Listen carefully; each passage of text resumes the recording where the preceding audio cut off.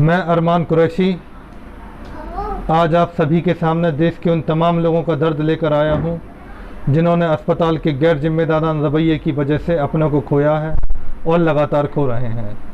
दिनांक 2 अप्रैल 2021 को मैं और मेरे पिता Jhansi Covid hospital ward number 3B में एडमिट हुए।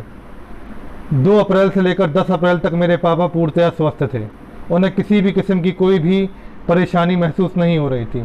2 तारीख को उनका ब्लड टेस्ट हुआ, एक्सरे हुआ, लेकिन 2 तारीख से लेकर 11 तारीख के बीच में लगातार उनकी रिपोर्ट मांगता रहा कि मेरे पापा की ब्लड रिपोर्ट दे दीजिए, एक्सरे रिपोर्ट दे दीजिए, कहीं कोई ख़राबी तो नहीं है, परंतु नहीं दी गई। 11 अप्रैल से मेरे पापा की तबीयत ख़राब होना चालू हो गई। मैंने रिक्वेस्ट करी, तमाम डॉक्टरों से कहा कि मेरे पापा का एक सिटी स्कैन करवा दीजिए। लाख बार कहने के बाद पापा का सिटी स्कैन हुआ, उसके बाद भी रिपोर्ट नहीं बताई गई। डॉक्टर सचिन माहौर जो कि कोविड हॉस्पिटल के इंचार्ज हैं, आप उनकी कॉल डिटेल देख सकते हैं कि मैंने उनको कम से कम नहीं तो 250-300 बार फ़ोन किए होंगे कि सर प्लीज़ मुझे मेरे पापा की रिपोर्ट बता दीजिए। डॉक्टर जकी अहमद सिद्दीकी जो कि इलाज कर रहे थे, उनसे मैंने कहा कि मेरे पापा की रिपोर्ट बता दीजिए, तो बोलते हैं तू क्या करेगा बे रिपोर्ट जानकर। ये डॉक्टर हैं या हैवान हैं? मुझे यकीन नहीं हो रहा है कि डॉक्टर ऐसे भी होते हैं। मैंने उनसे कहा कि सर प्लीज़ अगर कोई ख़राबी हो तो मैं वक्त रहते पापा को बाहर ले जाऊंगा, लेकिन मेरी किसी ने भी एक ना सुनी। इसके बावजूद मुझसे कहा गया कि रेमडेसिविर इंजेक्शन मंगवाइए। मैंने बाहर से अस्पताल के ही इंजेक्शन जो अस्पताल में आते थे वही इंजेक्शन मैंने बाहर से ज़्यादा कीमत पर ख़रीदे और अस्पताल में दिए कि इनको मेरे पापा को लगा दीजिएगा। कोई बात नहीं। इसके बाद मुझसे कहा गया एक्टे मेरा इंजेक्शन मंगवा कर दीजिएगा। 2 इंजेक्शन की ज़रूरत है, प्रत्येक की कीमत 40,000 है। 2 इंजेक्शन 80,000 कीमत के मैंने ब्लैक से जैसे तैसे ख़रीदे और मुझे लगा कि शायद मैं अपने पापा को बचा पाऊँगा। वो इंजेक्शन मैंने इनको दिए। इन्होंने इंजेक्शन लगाए। लगाने के बाद पापा का कोई टेस्ट नहीं हुआ कि इन इंजेक्शन से पापा को फ़ायदा हुआ है या नुकसान हुआ है। 1 दिन के अंतराल से दूसरा इंजेक्शन भी लगा दिया गया, लेकिन कहीं कोई जांच नहीं हुई। इंजेक्शन मेरे सामने भी ड्रिप में नहीं डाला गया, इसकी भी कोई पुष्टि नहीं है कि वो इंजेक्शन पापा को लगाया भी गया या नॉर्मल ड्रिप चढ़ा दी गई। इसका कोई साक्ष्य नहीं है। इसका साक्ष्य है तो वो है CCTV फुटेज। उसमें आप देख सकते हैं कि ये डॉक्टर नहीं हैवान है, शैतान है। 17 तारीख के रात 1 बजे पापा का ऑक्सीजन पाइप निकलकर फेंक गया। वहाँ पर मौजूद स्टाफ उसको लगाने तैयार नहीं हुआ। ड्यूटी पर कोई डॉक्टर मौजूद नहीं था।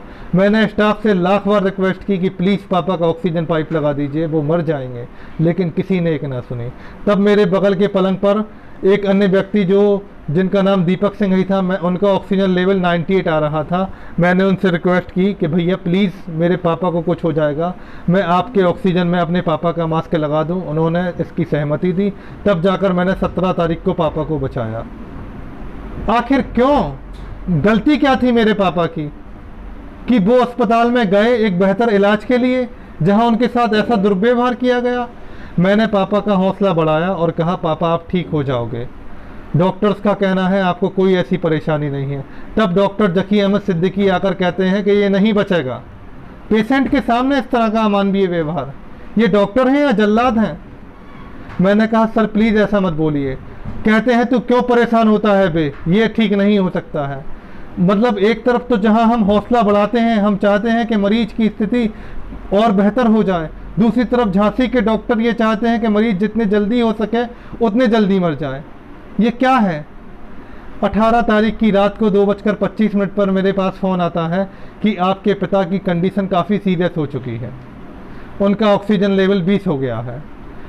19 तारीख के दिन में 12 बजे फ़ोन आता है कि उनकी अभी अभी डेथ हो गई है, जबकि 19 तारीख को 7:40 पर वहाँ मौजूद अन्य मरीज मुझे फ़ोन करके बताते हैं कि आपके पिता की मृत्यु हो गई है।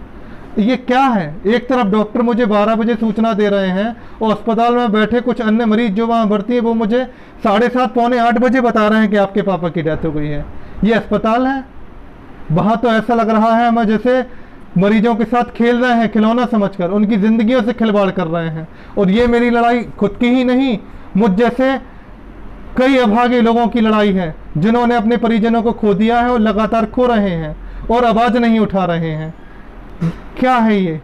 मैं क्या करूं? मैं प्रशासन से गुहार करता हूं, प्रशासन से विनती करता हूं कि सीसीटीवी फुटेज देखकर इन डॉक्टर सचिन माहौर और जकी सिद्दीकी के विरुद्ध कड़े से कड़ा एक्शन लिया जाए और धारा 302 के तहत इन पर मुकदमा पंजीकृत होना चाहिए।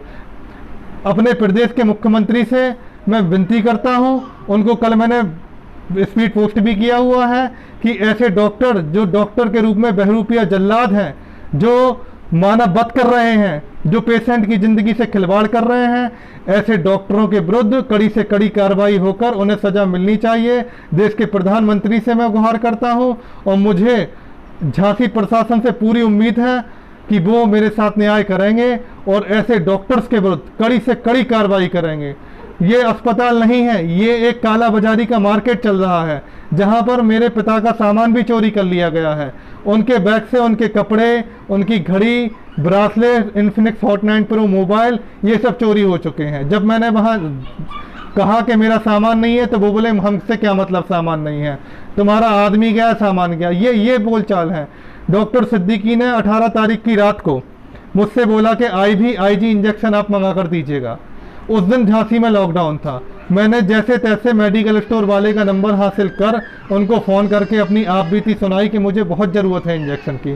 तब जाकर उन्होंने इंजेक्शन खोले और मेडिकल स्टोर खोलकर मुझे इंजेक्शन दिए, जिनकी कीमत 28,000 थी।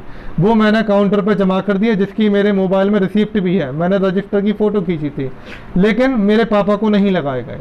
और जब हम लोगों ने बाद में इंजेक्शन मांगे तो डॉक्टर सिद्दीकी का कहना था कि जो एक बार अस्पताल में आ गया वो वापस नहीं मिलता है।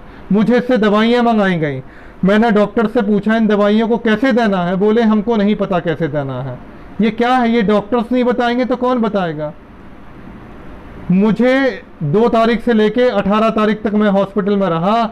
मैंने ये महसूस किया कि वहाँ केवल मरीजों की ज़िंदगी से खेला जा रहा है, खिलवाड़ किया जा रहा है। ललितपुर का एक अन्य मरीज नितिन चौबे मेरे सामने तड़पता रहा। मैंने जाकर डॉक्टर से बोला, सिस्टर से बोला, फुटेज में ये भी दिखाया जाएगा कि प्लीज़ आप उस पेशेंट को देखिएगा, वो मर जाएगा, उसको ऑक्सीजन लगा दीजिएगा। तो नर्स ने मुझसे बोला कि तुम्हारा कौन लगता है वो। मैंने कहा मेरा कोई नहीं लगता है, लेकिन एक इंसानियत आपके अंदर भी होना चाहिए। जयप्रकाश तिवारी नाम का एक मरीज, वो रो रहा कि मुझे बाथरूम जाना है, लेकिन कोई मरीज नहीं आया। तब जाकर उसने एक पानी की बोतल में बाथरूम करी। आप वहाँ की स्थिति का अंदाज़ा नहीं लगा सकते हैं कि वहाँ लोगों के साथ क्या हो रहा है। तिल तिल कर कर लोग मर रहे हैं, कोई ध्यान नहीं दे रहा। मैं खुद उस अस्पताल में भर्ती था, मुझे ड्रिप लगी हुई थी और मेरी ड्रिप ख़त्म हो गई, ब्लीडिंग चालू हो गई, वापस से मेरा ब्लड ड्रिप में लौटने लगा। मैंने सिस्टर से कहा कि प्लीज़ मेरी ड्रिप निकाल दीजिए, पूरी हो चुकी है, ब्लड आ रहा है। सिस्टर ने कहा अभी आते हैं थोड़ी देर में। 5 मिनट बाद मैंने फिर उनको आवाज़ लगाई, बोली खाना खाकर निकालेंगे। मैं ऐसी बोतल हाथ में लेकर सिस्टर के पास गया, उन्होंने गेट बंद कर लिए। मैंने घुटने से उनका गेट खटखटाया और बोला प्लीज़ मेरा ड्रिप निकाल दीजिए। तब कहीं जाकर मेरा ड्रिप निकला है। ये घटना भी फुटेज में कैद है। आखिर क्यों? हम अस्पताल में बेहतर स्वास्थ्य के लिए जाते हैं। हम इसलिए जाते हैं कि हम या हमारा मरीज पूर्णतः स्वस्थ हो जाए। अगर हमें ये पता होता कि मेरे पापा को झांसी हॉस्पिटल जाने में हम लोगों की ज़िंदगी से हमारा सब कुछ छिन जाएगा। मेरे पापा मेरी जान थे, मेरी ज़िंदगी थे, हम लोगों की छत थे, हम लोगों का छाता थे, आज वो हम लोगों से दूर हो गए। ऐसे ही ना जाने कितने लोगों के साथ ऐसा हो रहा है।